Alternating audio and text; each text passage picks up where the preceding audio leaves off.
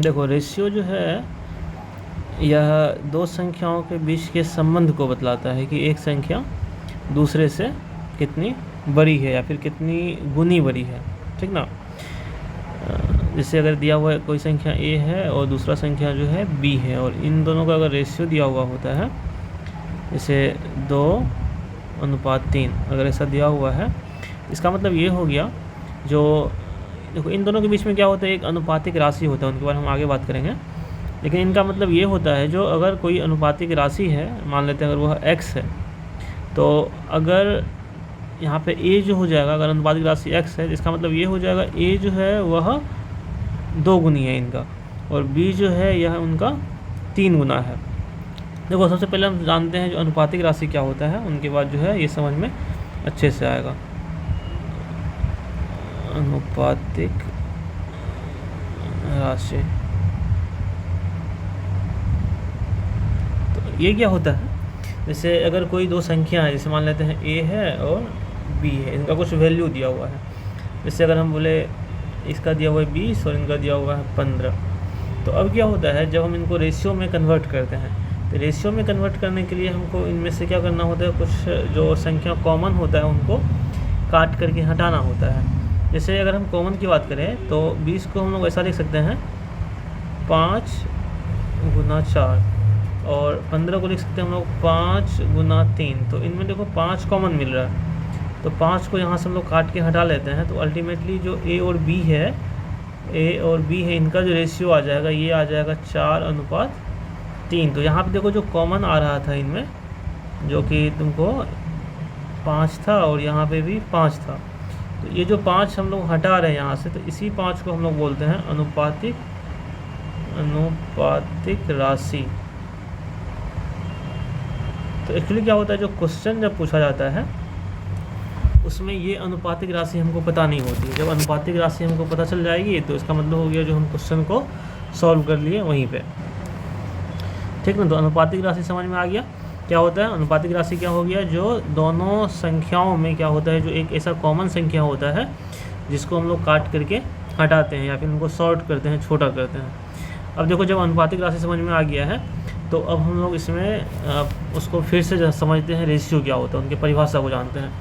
तो परिभाषा में हम तुमको अभी यह बता रहे थे, जो अगर कोई दो संख्या है a है और फिर b है, और यहाँ पे अगर कोई अनुपात ऊपर में हिस्से लिए थे हम लोग 2:3 लिए थे, तो 2:3 थे, इसका मतलब ये हो जाता है इनका मतलब ये हो जाता है जो अगर अनुपातिक राशि जो कि हम लोग काट के हटा रहे हैं वो कुछ भी हो सकता है, इस केस में 2 हो सकता है, 3 हो सकता है, 4, वो हमको पता नहीं है, तो हम उनको मान लेते हैं, जनरली क्या मानते चलते हैं, x मान के चलते हैं। तो इसी तरह से क्या होता है, हमेशा जब हम लोग क्वेश्चन बनाते हैं वहाँ पे अक्सर देखना लिखा हुआ होता है जो माना कि अनुपातिक राशि x है, तो वो क्या होता है हमको पता नहीं होता, हर एक क्वेश्चन में उनका वैल्यू अलग अलग होता है। जैसे अगर हम इस वाले क्वेश्चन की बात करें तो इस वाले क्वेश्चन में यहाँ पे देखो कितना आ गया था अनुपातिक राशि, ये 5 आ गया था, तो ये सब में अलग अलग होता है। अब देखो अगर हम परिभाषा की बात करें तो परिभाषा क्या हो जाएगा, जो रेशियो जो होती है यह दो संख्या, जैसे कि यहाँ पे a हो गया और b हो गया, इनके बीच में एक संबंध को बता रहा है। और वह कौन सा संबंध है, जो एक संख्या जो है वह दूसरी संख्या से कितनी गुनी बड़ी है ना, कितनी वो बड़ी है, इनको ये दिखा रहा है। वो किस तरह से हम लोग समझेंगे इनको, अगर यहाँ मान लेते हैं अनुपातिक राशि अगर x हो जाएगा, तो अगर a जो है यहाँ पे a जो है यह x की 2 गुनी बड़ी है, इसका मतलब हो गया जो b जो हो गया वह कितना गुनी हो जाएगा, उसका 3 गुनी। अब दोनों जगह x ही क्यों हुआ, क्योंकि जब हम लोग काट के हटाते हैं तो वह दोनों में सेम ही होता है, तभी हम उनको काट करके हटाते हैं। तो इसलिए अगर हम यहाँ x ले रहे हैं तो यहाँ पर भी हम लोग x ही ले रहे हैं। तो अब देखो इनको हम क्या करते हैं, एक क्वेश्चन के थ्रू समझते हैं, ठीक ना। एक क्वेश्चन लेते हैं और उनको हम लोग सॉल्व करते हैं, ठीक है। तो हम एक ये क्वेश्चन ले रहे हैं, उनको सॉल्व कर रहे हैं। देखो क्वेश्चन यहाँ दिया हुआ है जो एक, ठीक ना, एक आयत है और इस आयत में जो है लंबाई और चौड़ाई का जो है अनुपात हमको दिया हुआ है। लंबाई और चौड़ाई का अनुपात दिया हुआ है 5:3 दिया हुआ है। और इसमें देखो जो लंबाई है ना, जो लंबाई है वो दिया हुआ है 2.5 मीटर, ठीक। तो हमको पूछ रहा है जो चौड़ाई क्या हुआ इनका, तो सबसे पहले हम क्या करते हैं, जो एक आयत को ले लेते हैं, ठीक ना। आयत समझते हैं हम लोग, उसके बाद इस क्वेश्चन को हम लोग सॉल्व करेंगे। तो देखो जो आयत का जो एक शेप होता है इस तरह का होता है, ठीक, ये आयत हो गया। और इस आयत में अगर हम देखें तो जो बड़ा वाला साइड होता है उनको हम लोग बोलते हैं लंबाई, एल से हम लोग नोट करते हैं। छोटा वाला को हम लोग बोलते हैं चौड़ाई, जिसको हम लोग बी लिखते हैं। यानी कि लंबाई हो गया लेंथ और ब्रेथ हो गया चौड़ाई। अब देखो क्वेश्चन में क्या बोल रहा है, जो ये लंबाई और चौड़ाई जो है, यानी कहने का मतलब ये हो गया जो एल और बी जो है, यानी कि एल और बी जो है लंबाई और चौड़ाई, इनका अनुपात दिया हुआ है 5:3 दिया हुआ है।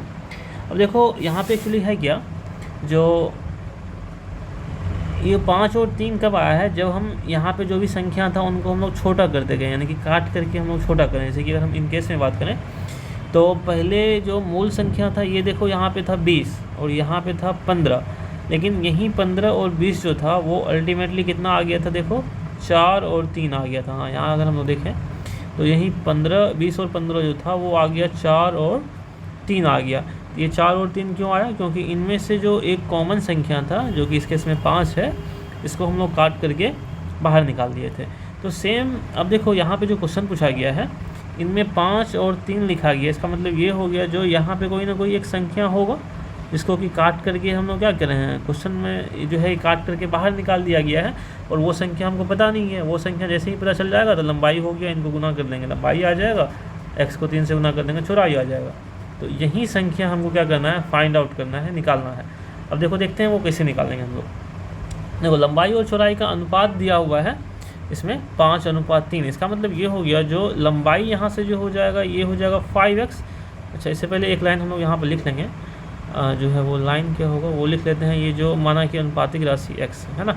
तो यहाँ हम लोग क्या करते हैं, पहले लिख लेते हैं एक लाइन, क्वेश्चन में भी ऐसा हम लोग लिखते हैं, माना कि अनुपातिक राशि इक्वल टू x या फिर x है। तो जैसे ही अनुपातिक राशि x हम लोग मान लेंगे तो यहाँ से क्या हो जाएगा, जो लंबाई है l ये हो जाएगा 5x और जो चौड़ाई है b ये हो जाएगा कितना 3x।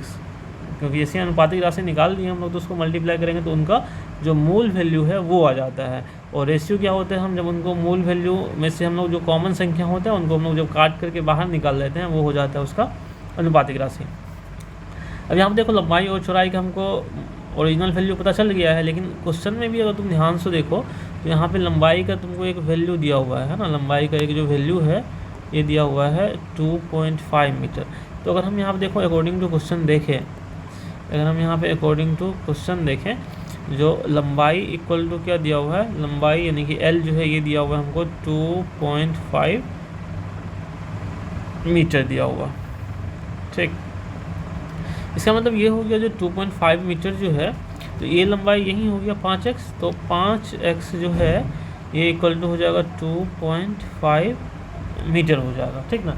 अब इनको सॉल्व करेंगे, दशमलव हटा देते हैं तो यहाँ पे नीचे में चला आएगा 10 और क्रॉस मल्टीप्लिकेशन पता होगा, यहाँ पे नीचे में एक होता है कुछ नहीं होता है, तो नीचे वाले को इस ऊपर से मल्टीप्लाई और इस वाले को इनसे मल्टीप्लाई करते हैं, यानी कि ये हो जाएगा 5 गुना 10 यानी कि ये हो जाएगा 50x इक्वल टू ये हो जाएगा कितना मीटर, 25 मीटर हो जाएगा। तो यहाँ से अगर हम लोग x का मान निकालें तो x का मान यहाँ पे क्या हो जाएगा 25 बट्टे हो जाएगा 50। तो काटेंगे 25 दूनी 50 यानी कि 1/2 मीटर, यानी कि यहाँ पे जो x का वैल्यू आ गया है ये आ गया है 1/2 मीटर। और यही हमको क्या करना था, निकालना था। जैसे ही हम x का वैल्यू निकाले हैं तो अब हम इसको मल्टीप्लाई कर देंगे जो हमारा क्वेश्चन में दिया हुआ था वैल्यू उनसे, तो हमारा रिजल्ट आ जाएगा। लंबाई हमको ऑलरेडी पता है 2.5 है और चौड़ाई जब निकालेंगे हम लोग तो इसको 3 से मल्टीप्लाई कर लेंगे, कितना से 1/2 को। तो हैं से आप देखो चौड़ाई जो है, जो चौड़ाई है यहाँ पे b जो है b इक्वल टू हो जाएगा 3x इक्वल टू हो जाएगा 3 × 1/2। अब देखो 1/2 जो है यहाँ पे हम इनको कट करना होगा, ठीक ना। यहाँ पे शुरू कर लेते हैं उसके बाद देखना। तो ये हो जाएगा 3/2 मीटर और इनको और दशमलव में लेके आएंगे तो 2 1 जा 2 2 5 जा 10, तो 1.5 मीटर जो है यहाँ पे ये इनका हो जाएगा। या फिर देखो हमारा क्वेश्चन सॉल्व हो गया है। एक चीज़ और हम यहाँ बता रहे हैं, जो 1.2 है 1.2 को 1/2 है इनको हम लोग लिखते हैं 0.5।